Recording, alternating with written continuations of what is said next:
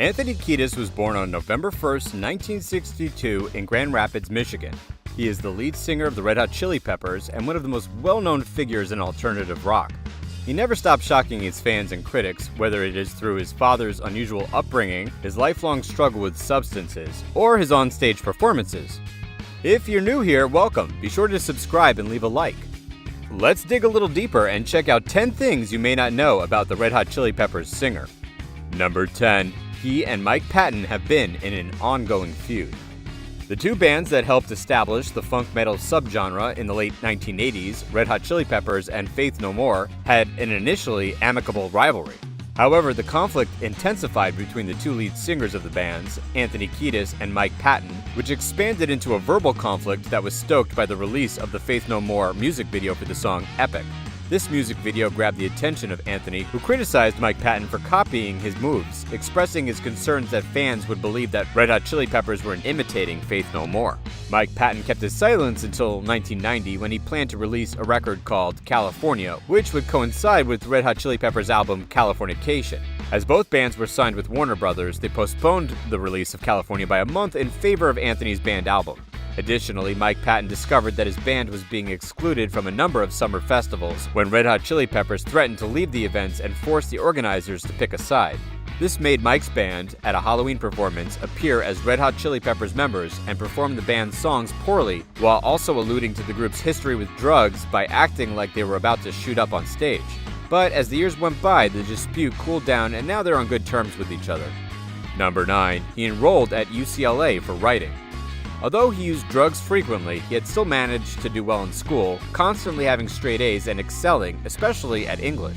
It was during this time that he began to hone his writing abilities, which would later play a significant role once more. He eventually earned an honors diploma from high school in June 1980.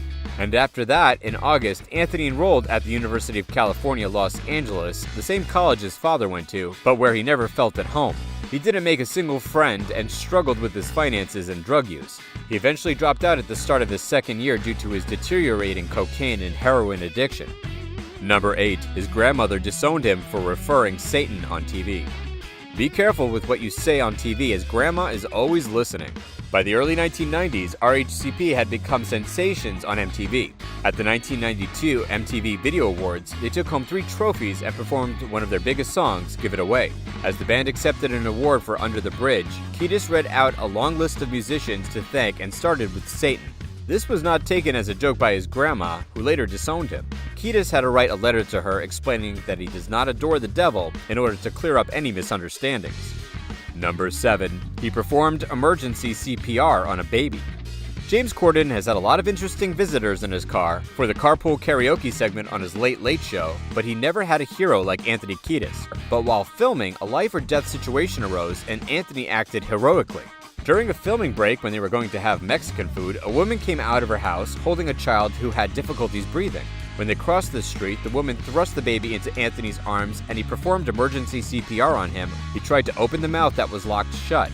So he started rubbing the belly and bubbles came out of the mouth. The eyes rolled back into place, the ambulance showed up and Kiedis handed the baby over, who was finally breathing and fine, and they went back to filming the carpool karaoke episode.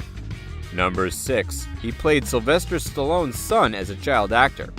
Midway through the 1970s, Kiedis tried to get his break as a child star. He was able to land small parts in films like Jokes My Folks Never Told Me because of his father's connections. He was chosen to play Sylvester Stallone's character's son in the 1978 film FIST. In his memoirs, Kiedis revealed that while he hoped to get along well with the Italian celebrity, things didn't work out. He once described how he tried to hang out with Stallone to prepare for the role, and the Rocky star screamed asking for the PA to get him out of there. Number 5. He was convicted of sexual assault. The Red Hot Chili Peppers have never been accused of being shy in their sexual exploration. The lead singer had developed a notorious reputation for having a wild, carnal appetite, even perverse beliefs, whether it was from his personal recollections in his biographical memoir book, Scar Tissue, or through lyrics in songs like Suck My Kiss. During their 1989 Mother's Milk tour, Kiedis was convicted of sexual battery. A woman claimed the frontman exposed himself and touched her face inappropriately with his crotch at a concert at George Mason University.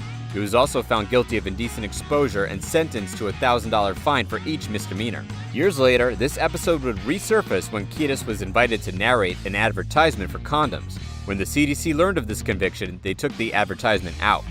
Number 4. He got dengue and a cockroach living inside his ear. Kiedis became fascinated with the Pacific Islander culture as soon as the 1992 Red Hot Chili Peppers World Tour was over. After the band's tour of Australia and New Zealand was over, the remaining members went back to their homes, but Anthony continued to reside in Australia, taking a month off from touring to spend time in Borneo's jungles. However, the vacation ended up being a complete nightmare. During the first night in the wilderness, Anthony experienced a severe headache.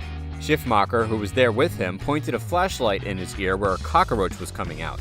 They eventually got lost from the official guides for about a week, during which Kiedis caught dengue. Number 3. He smuggled $30,000 for his father when he was 12 years old. It wouldn't be surprising to know that Dammit would involve his sons in his activities. Immediately after relocating to Los Angeles in 1974, Dammit brought Kiedis on a business trip to Kenosha, Wisconsin. Anthony stayed watching the same James Bond film while his father spent 3 days dealing narcotics. Then they left Los Angeles, and Anthony carried the $3,000 himself in order to protect his father from being busted.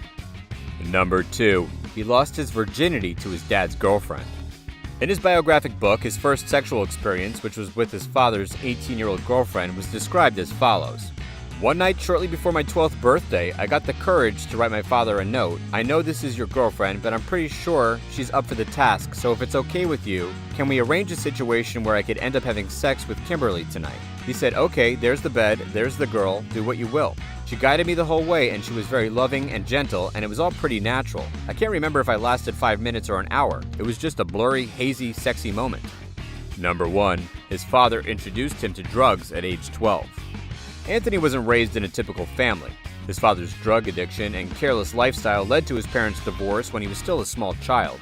John Michael Kiedis, the father of Anthony Kiedis, relocated to London where he would frequently party with musicians like Jimi Hendrix and Led Zeppelin.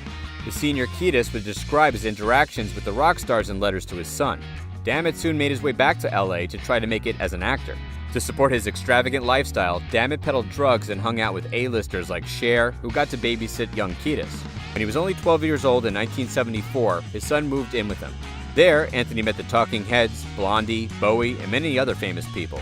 Not long after the move to LA, he and his son shared a joint. And at 14, he tried heroin as an accident after mistaking it for cocaine.